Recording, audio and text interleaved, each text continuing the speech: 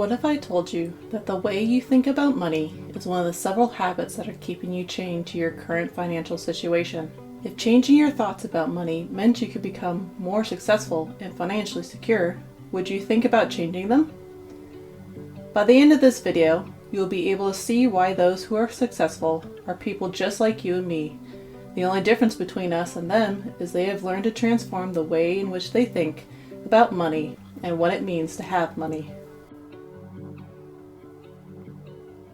Hello, and welcome to Modest Coaching, the place where we show the average person that anyone can achieve financial success. My name is Danielle Lowinger, owner and creator of Modest Coaching. In this video, you will learn how to identify and change 5 thoughts you probably have about money, making you one step closer to becoming successful. Ready to change your life? Here are 5 common thoughts about money that are keeping you trapped financially. Number 1. Wanting more money is greedy. Somehow, as a society, we have come to believe that wanting more than what we have is greedy and wrong. We should be happy with what we have and refrain from our ambitions and wanting more. What a bunch of BS. Our very essence requires that we grow and expand just like it is in nature. The seedling that starts out on the forest floor innately wants to grow to become as tall and beautiful as the tree next to it. But we don't come to the conclusion that this seedling is greedy. The seedling is simply attempting to live out its calling or purpose in the life it has been gifted. So if each of us are a seedling in this forest we call society, why do we associate wanting with being more greedy? It may stem from the fact that as a society as a whole, we tend to listen to those closest to us and seek the approval of the public around us. Those who didn't grow up in a rich family, more often than not, probably heard people around them say that rich people are greedy. After hearing this several times over, it subconsciously becomes a belief and it becomes an automatic feeling or response as you become older. But that's just it. It is just a belief, which means that you have the right to change it into something else. So instead of believing that wanting more or having more money than you do now makes you greedy, believe that you deserve to make more money because it is our prime directive to continue to expand and grow as a human being. Following our ambitions simply allows us to take one step closer to living out our calling, which does not make us innately greedy. Number 2, money is the root of all evil.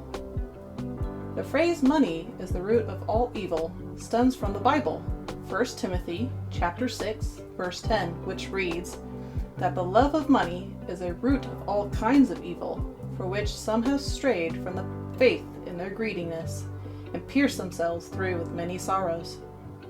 This verse alludes to one of several different paths that an individual could possibly take when they love money, but that doesn't make money inherently evil. Money is an inanimate object, meaning that it can't have feelings or control about how it is used. If money was inherently evil, then money would never let itself be used as a donation to the local food bank or children's hospital. It is when we let money control our thoughts and choices that the love of money can turn into a root of evil.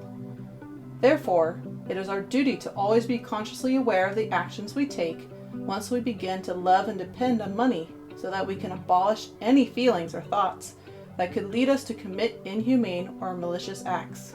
By doing this, we can ensure that we can have a healthy relationship when it comes to having more money. After all, there is an endless list of positive things in which money has played a positive role. Things such as sending relief to the victims of Hurricane Katrina in August of 2005, or as donations to the Hospital of St. Jude's, which costs over $2.8 million a day to run, but never charges any of their patients for the care they receive. Number 3, having debt is bad. The notion that having debt is bad is correct to an extent. To understand this, let's take a closer look at where we can incur debt from. As a teenager, many adults around us, such as our parents and teachers, told us that going to college is a necessity when it comes to becoming successful as an adult. Taking the advice from our elders, we attended college, and by the time we graduated, we more than likely came out with debt in the form of student loans. In this example, we came out with debt, but it was a direct result of us wanting to have a better chance at achieving success after we graduated. In this circumstance, we can classify the student loan debt as a good debt because it increased our chances and opportunities at improving our financial outcome. Another example of good debt could be buying an investment property. An investment property can be a variety of things, from an apartment building to something as simple as a duplex, which is a single building with 2 livable units. The reason we can treat this as an example of good debt is because we can use the rental rates from our tenants to pay the monthly mortgage. More often than not, the rental minus the monthly mortgage cost will leave you with a small sum of money at the end of each month, which can be then stored away until your next investment venture. Once again, we incur debt in order to improve our financial outcome in the near future. Now, this way of thinking allows us to justify certain types of purchases that add to good debt, but it doesn't necessarily mean that we can justify every purchase as good debt. For instance, the debt we acquire purchasing the pair of Yamaha jet skis that you have always wanted to show off to your buddies doesn't have any potential at a possible return on your investment, and therefore can be considered as bad debt. Now, I'm not trying to say that you can't spend money and acquire debt on the things that bring you joy into your life.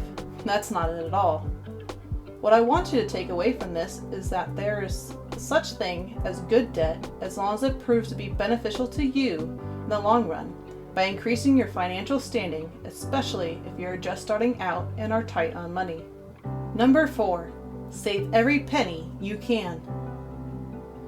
Many of us have been led to believe that the only way to get ahead in life is to save every extra penny we can and cut out all aspects of our social life. Not only does this make you miserable, it is also only a short-term solution for a much bigger long-term problem. If you choose to never take financial risks and continue to stockpile away your money in a savings account, or worse, a retirement plan, then you will remain where you are and never get ahead. I know this sounds harsh, but let me explain. Let's say at the end of the year you were able to save an extra $10,000 and decide to place it in your savings account where it can incur interest. The average interest rate of a savings account as of August 2021 was 0.06%. This means that after 1 year, the account will earn $6. Essentially, this means that you still have the same $10,000 that you invested a year ago. In this case, your money is not helping you in any way to become more financially secure or independent, and you wasted a year of potential gains. Now let's say that over the same year, a friend of yours decided to take that same $10,000 and used it towards classes and seminars that further increase their skill within their given field of expertise. By increasing their skill set, your friend was able to show his bosses that he is now worth more to them, and as a result is given a raise and a higher standing within the company.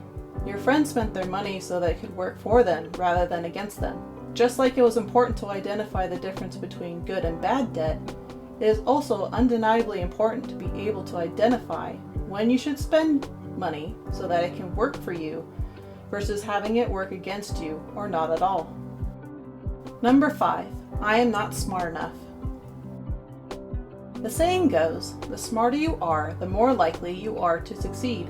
We have discussed how putting your money towards growing your skills is a great choice, but being smarter than the person next to you doesn't necessarily guarantee that you'll become more successful than them. When it comes down to it, being smarter is a small factor when it comes to achieving success when it is compared to your personality. A student can be great at getting good grades in school, but if they lack the ability to connect with their peers around them, they could possibly alienate themselves, or worse, offend them when they didn't mean to. The way in which we go about getting good grades, such as creating good study habits, learning from our failures, collaborating with our classmates, and having curiosity in what we are being taught, prove to be more important than the resulting grade. Don't believe me? Then take a look at Oprah. Oprah was born into poverty to a teenage mother, and by all accounts should have never had a chance at becoming the successful entrepreneur she is today. By having an open heart and warm personality, Oprah was able to connect with thousands of people, even at an early age in her career on a local TV station chat show.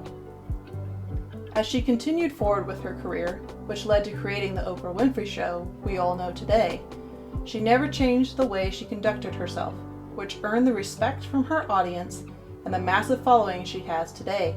That isn't to say she wasn't an expert in her field, but it was her ability to connect with those around her that led her to her success. In the end, people will be more attracted to someone who is vulnerable, relatable, and feels like one of the family, rather than someone who has a higher IQ than you do. Essentially, what I'm trying to say is, just be you. So there you go, 5 common thoughts about money that are keeping you trapped financially. If you found this video to be helpful, click that like button and subscribe so that you never miss an upcoming video which unlocks yet another critical tip that could lead you to achieving financial success. Before you go, be sure to drop a comment below on what you found to be the most helpful tip, or leave any questions you may have about the topics that were covered. Until next time, I'm Danielle Lowinger with Modest Coaching. Thank you for taking your time to watch this video. And remember, you have the power to change your life.